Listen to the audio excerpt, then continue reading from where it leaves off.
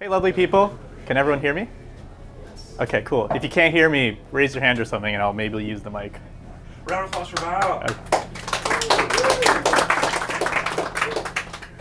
Hey, everybody. My name's Valentin. So today, Mike? Okay. Can't hear you. All right. Can you hear me now? Oh, yeah, this is probably better. MC style. Okay. So my name's Valentin. We're going to be talking about an art project I worked on back in school a few years ago, and how technology and art intersected to make something beautiful, I hope. Anyway, so back at the University of Waterloo, I was in 4th year, and I had to pick a technical elective. And one of the technical electives that were offered was this course called Tech Art. And I'm thinking, wow, I really like making art, and I want to do something cool and not have to do equations all day, and that can count as like a math course? Okay, cool, sign me up. So the idea was that they would pair you up with a fine arts student, and you'd be the engineer, and you'd go ahead and like make something together. So I got paired up with this super intimidating like art person named Lila. I was like, oh no, I don't know anything about art. But then eventually we kind of got to know each other, and in about 5 minutes I found her true personality, which is like totally like that, and she's super cool and awesome and totally approachable. And what we made together, I'm going to show you in a moment. And actually, I'm just going to show you. This is what we made. Does it play? Is there audio? Oops. It's not playing. Oh no! Technical difficulties! Okay, let's try this again. Oh yeah, okay, cool. So that is the object making that sound.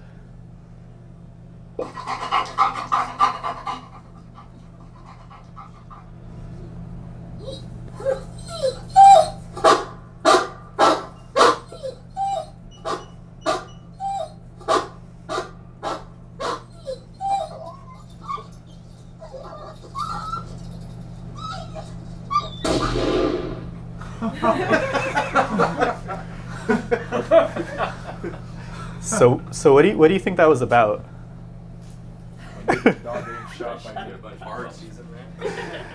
Believe it or not, there's actually an artistic statement behind this, and it's a lot deeper than you think. So I'm going to just read it out. Lila wrote this out. Bear with me. As a species that has altered every single ecosystem on Earth and is by far the most advanced, our position of self-declared authority places us in a complex position where we can choose to stop interfering with nature or intervene and try to restore it. In the place of deciding between these two extremes, humans have adopted bizarre ways of preserving the sense of the natural in our lives and in ways that satisfy our need for connection with nature. But it in fact alienates us from the reality of the natural world. Domesticating wild animals, trophy hunting, taxidermy, and zoos exemplify those bizarre artificial circumstances. As environmental concerns become more and more prominent, with habitat and biodiversity loss, for example, humans are constantly trying to maintain their connections to the natural world, even if they sacrifice the authenticity and sustainability of it. To draw attention to these concerns, specifically those surrounding wildlife populations, Intervention, the art piece that you saw, stages a tempting opportunity for interaction that is juxtaposed with the reality of human intervention in a way that specifically implicates the viewer engaging with the orb. Creating an intentionally ambiguous geometric object, it attracts attention as a curious stimulant of tactile desire with inviting auditory components of a pet dog. Once tempted to interact, however, the interference of the viewer triggers a negative response that can either be silenced or escalated based on continued involvement. In the extreme case, the viewer can cause enough disturbance to actually kill the creature. By utilizing the sounds of the pet dog, the orb seeks to bridge the emotive disconnect between people and the reality of their impact on wildlife through a more relatable creature. In addition, using a familiar animal rather than an exotic one draws attention to the way people have historically interfered with wildlife in order to have a dominance or artificial connection through means of domestication. Lastly, and this is the final sentence, the natural log lastly, the natural log form of the plinth acts as another link to nature or the natural habitat of animals. So when removed from this state, through intervention, it pushes back. I kind of just wanted to read that out because we both knew this was such a ridiculous thing. But the general idea is there, and you can think about that. So what I'm going to talk about is not the artistic qualities of this, but how it was made. The design process was basically like we had a whole bunch of ideas, and we figured out what our shared values were, which was the environment and conservation efforts within it. So we brainstormed a whole lot of ideas. I'm not going to share them, but we eventually came up with a sketch of what you saw there, and it was basically time to build it. So the engineer came in, which is me, and I'm like, okay, sounds like we're probably going to need an accelerometer to detect when the object is moving, which is the orb. As an aside, I actually found out that these things are really fucking cool because they can onboard do processing to tell you things like, oh, I'm being shaken right now, or I'm rotating in a particular axis. And a lot of like tutorials will actually go in and like try to get you to do all the math and the processing to do it, but it can actually do it on board, and it's not advertised. So the next time you work with an accelerometer, check the data sheet and see all the hidden features it has. Super, super pro tip.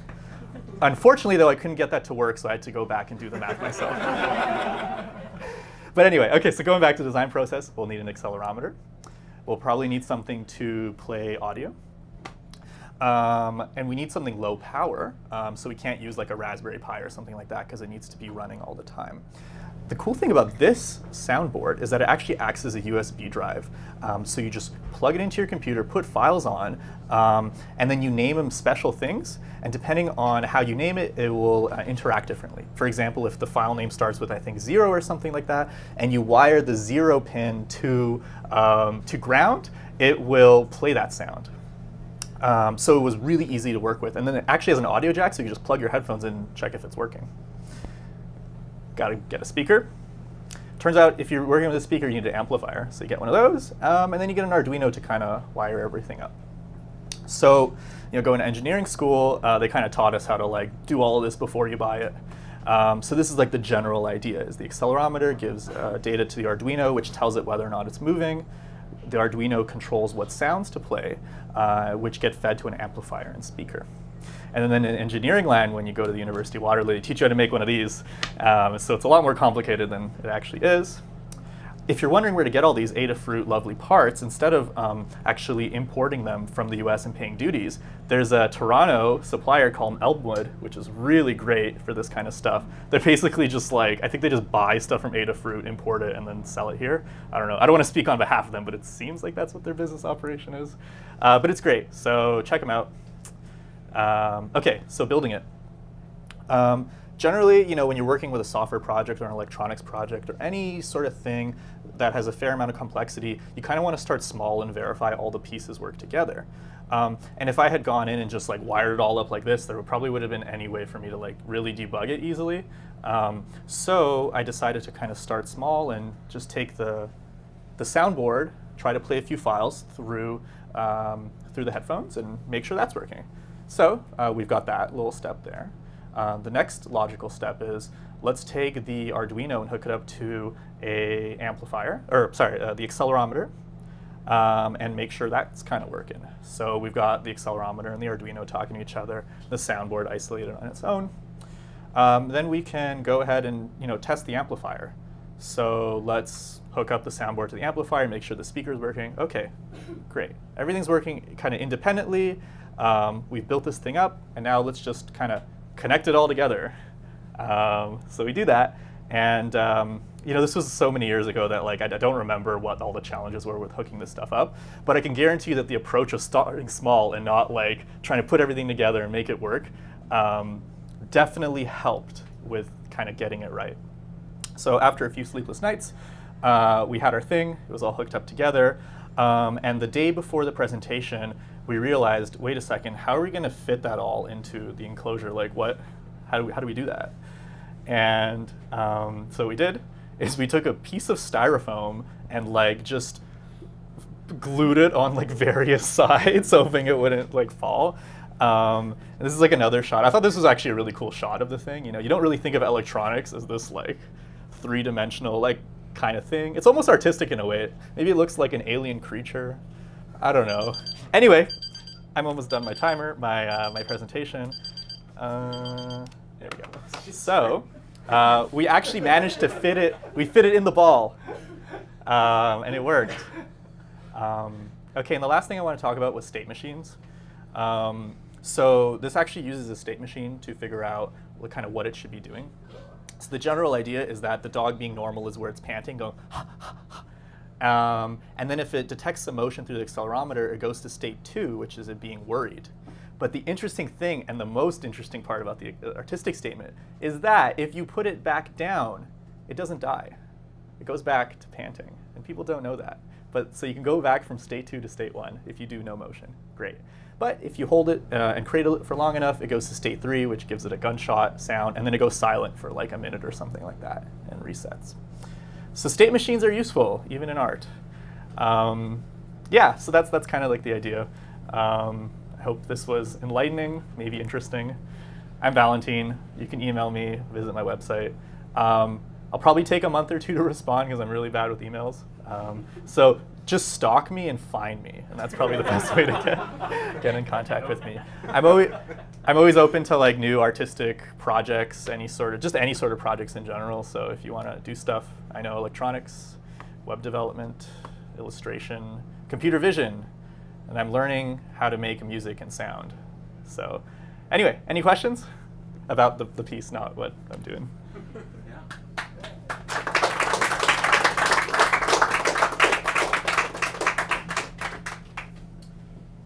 So I'm curious what you actually wrote the code in. Was it in like kind of C, or was it MicroPython or something? Yeah, so it was written in the Arduino C language. I don't know what it's exactly called, but it's something like C. Okay. Yeah, I just used the Arduino IDE. Like the code, I think, is like 150 lines of code. Okay. Like it's not that long. It's just kind of, the Arduino just like turns pins on and off depending on how much like time has gone by, right? So the tutorials can get you like 95% of the way there. Yeah.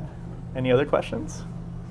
Can you talk a little bit about the state machines that you built and sort of what would trigger, like how that might have been structured in code and what would trigger the sort of movements between states? Yeah. So the way the Arduino works is that you have a loop that just keeps kind of going. The way you would represent this in a really simple way is you just have a variable that represents, it has a number that represents each state. So, if it's 1, it's normal state. If it's 2, it's worried. And so on every loop, you just check your conditions to see if you want to move to transition to the other state. Yeah, state machines are like, I think they're more useful as a concept than like something that rigidly defines how your program should be structured. Like some people make these things like state charts, and they make all these libraries to like get you to conform to a state machine. But like sometimes just a variable and checking its value is like a good enough state machine. I'm sure the theoretical math people would be like, oh, what's wrong with you? Yeah, sorry, go ahead. Yeah, so would it be like something like, if like you experience like some sort of motion and it's been this period of time since the last kind of motion and moved to the next state? Exactly. Yeah, cool. Yeah, exactly. The handy part about thinking about it in states is that you're always thinking about, okay, I'm in this state, how do I transition to another state? What are my conditions of transitioning? And then you don't get stuck in some state and then you can't get out of it, right? You have to think about, kind of closed loop, right? How do I get back to it? Like you could imagine if state 4 and state 1 weren't connected, then the thing would just break after one time, right? Yeah. Anyway, so does anyone have one more question? If not, I'll give the mic back to Zach. Cool, well, thank you so much for your ears.